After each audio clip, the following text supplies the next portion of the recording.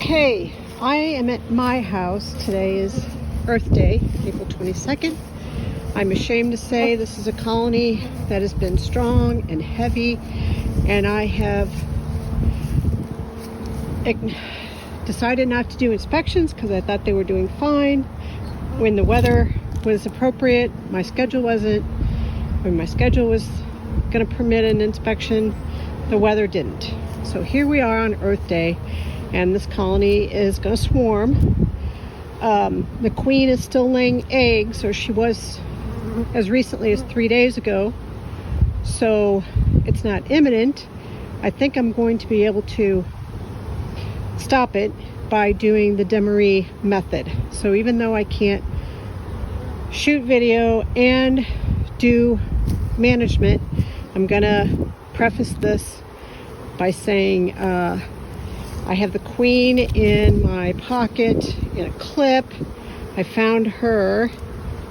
She's there. She's marked blue. It's a good reason to have your queen marked. She was on the ground in a pile. And so, you know, I've totally got this thing dismantled, and as I was going through until I found the queen, I was separating frames by whether they had brood on them or whether they just had resources. So the Demaree method puts the queen in the lower box with no brood, only resources. The queen excluder, I have two.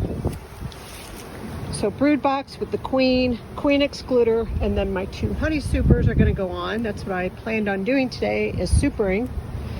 Then on top of the supers, another queen excluder and the second brood box with all the nurse age bees and any brood, but I have to cut queen cells, and that's what really takes the most time, is cutting queen cells. So that's the Demaree method. That's what I'm going to be doing. I've been here already about, I don't know, it feels like 45 minutes. They have a bad ant problem, so when I put it back together, I'm going to sprinkle some DE on the ground. That's very effective for ants, and I'll show you some video when I'm done. Here's the first box of my hive that's about to swarm. I'm going to do the Demaree method. This bottom box is 8 frames of nectar and pollen, no brood, and 2 open frames. And I have my queen, which they are in love with her. I'm going to release her, then finish with a queen excluder, 2 honey supers, another queen excluder, and the brood box with the brood. On top of the first brood box that contains the queen and resources, we have a queen excluder, and now we're putting on 2 empty but drawn comb honey supers. Second queen excluder above the honey supers. And now I go through every brood frame and remove all queen cells. Those are queen cells.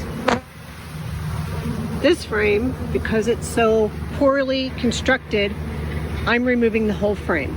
It's just going to get pitched. These brood and resource frames are candidates for other colonies in my apiary that may need resources.